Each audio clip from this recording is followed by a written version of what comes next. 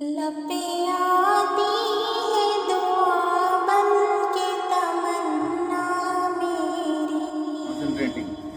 जिंदगी And very good morning to all and assalamu alaikum, नमस्कार। आज क्या है? स्टूडेंट्स डे है। किस लिए बनाते हैं बात मालूम है?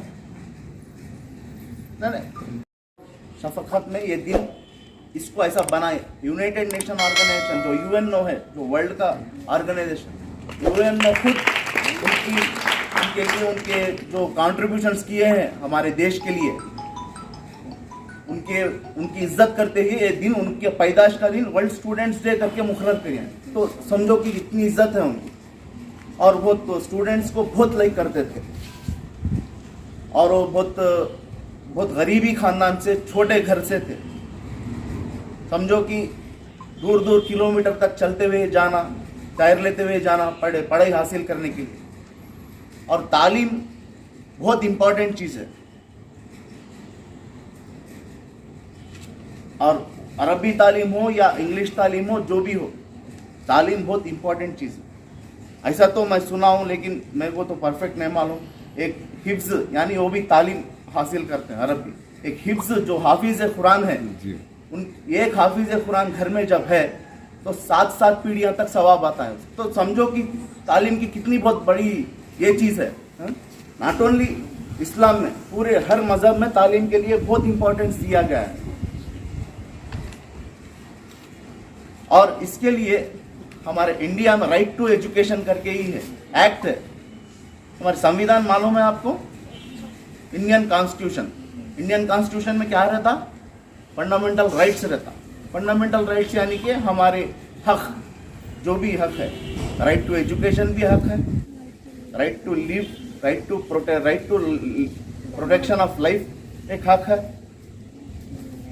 राइट टू स्पीच, जैसा मैं बात कर रहा हूँ वो मेरा हक है, मैं बात कर सकता हूँ। राइट टू रोम, मतलब मैं जहाँ भी फिर सकता हूँ, वो मेरा हक है। मैं शहरी हैदराबाद का हूँ, मैं बोला क्यों यहाँ पे आया तू हैदराबाद, मेरा हक है, मैं कहीं भी फिर सकता हूँ।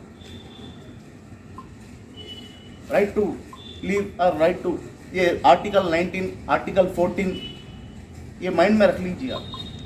आर्टिकल 14, आर्टिकल 15, आर्टिकल 16, 19, 39, ये सब जो भी है।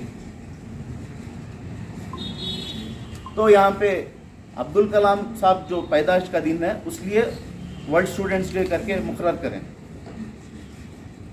और ये एक बात बोलते थे अब्दुल कलाम साहब, do not stop after your first victory. If you stop after your first victory, there are many peoples are waiting, and there are many lips are waiting for your. If you stop your winning, there are many people are waiting to backbite you. मतलब एक बार जीते आप, थकना नहीं करके बोल रहे हैं।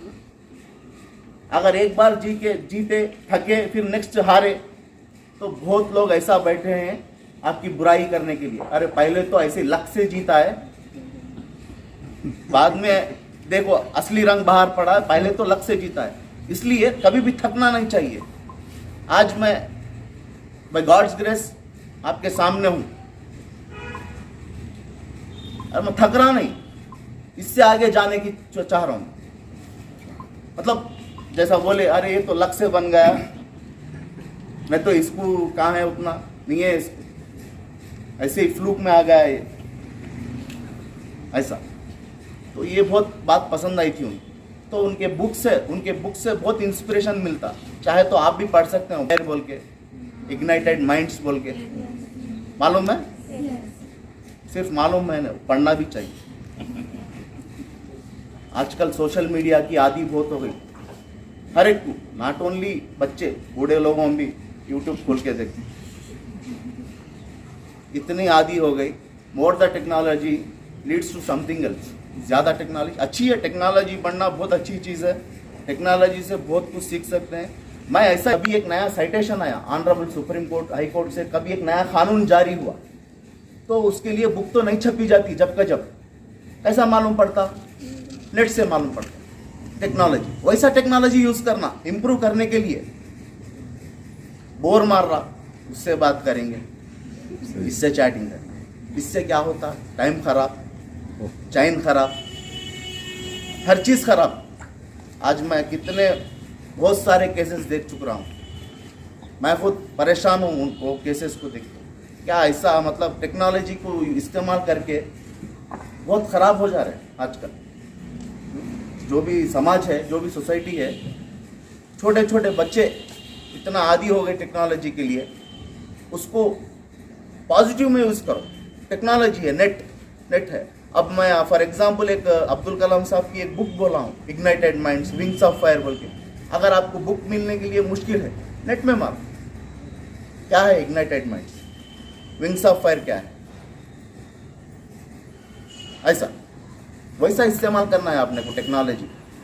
और चाइल्ड लेबर है, 14 साल के बच्चा, जो भी छोटी उम्र का बच्चा है, कहीं पे भी आपने को दिखा, यानी तो एक बेकरी में, यानी तो एक टायर पंक्चर, जैसा वकील साहब बोले इससे पहले, जहाँ पे भी मतलब मजदूरी करते हुए, हम उसको रोकना है और क्वेश्चन करना है। जो काम करा रहा है उसको क्वेश्चन करना है। ये तो चाहे मतलब ये बच्चा है, इसको कैसा काम करा रहे, इतना हार्ड काम क्यों करा रहे हैं उसको। ये आपका हक है और आपका फ़र्ज़ है। आप शहरी हिंदुस्तान के नाते आपको पूछना ज़रूरी है, आपका हक है वो। और बच्चियाँ, और शादी की उम्र क्या है लड़कियों की? 18। लड़कों की? 25। तो अगर 18 से कम है तो अब क्या करना है आप लोगों को? कहीं शादी में गए, लड़की की कम उम्र है करके मालूम हुआ, क्या करना है? स्टेप लेना है। उसके लिए हेल्पलाइन नंबर्स रहते हैं, जो भी रहते हैं। और खान साहब इनको हेल्पलाइन नंबर्स जो भी है बच्चों के, जैसा मैडम बोले इससे पहले, उसका डिस्प्ले करो। वो चाइल्ड लेबर के, सर मैं व्हाट्सअप करता हूँ डिस्प्ले के लिए, चाइल्ड लेबर के लिए या तो शादी के लिए, जो भी है। क्यों मतलब आजकल लड़कों से ज़्यादा ताकतवर लड़कियां हैं। सबको इंकरेजमेंट करना चाहिए, पढ़ाई के लिए राग़िब करना चाहिए, और आप आगे जाके बहुत खूब अच्छा पढ़ के देश का नाम रोशन करना चाहिए। आज दूसरी कंट्रीज़ में भी हमारे कंट्री के लोग, जैसे कि कल्पना चावला, सुनीता विलियम्स, कितना नाम रोशन करें। खैर उनकी वो जिंदा है या गुजर गए वो अलग बात है, लेकिन कितना नाम रोशन करें, हिंदुस्तान का नाम कितना फैला है। वो बहुत खुशकिस्मत है वैसे लोग पैदा होना हमारे इंडिया में। और आप भी वैसे ही आगे जाके अच्छा पढ़ना चाहिए, अच्छा नाम कुछ कमाना चाहिए। और ये चाइल्ड लेबर एक्ट जो भी मैं जो बोला हूँ, 14 साल की उम्र के बच्चा जो भी जहाँ पे दिखा, आप डायरेक्ट जाके लड़ना है तो कोई helpline number, at least helpline number को फ़ोन करके तो भी बोलना है। यानी तो शादी के ताल्लुक से 18 साल के नीचे की उम्र से नहीं करना चाहिए, क्योंकि इसमें मैच्योरिटी जो रहती, माइंड मैच्योरिटी, वो नहीं बढ़ती। माइंड मैच्योरिटी जब नहीं बढ़ती तो जब हम समझ नहीं सकते आगे वाला क्या बोल रहा है क्या नहीं, उसको इंटरप्रेट नहीं कर सकते। तो इसलिए कानून के हिसाब से भी 18 साल करके मुकर्रर करेंगे, क्योंकि ये मेडिकली भी ये प्रूव्ड है। 18 साल के बाद मैच्योरिटी आती है, मेंटल मैच्योरिटी ऐसा।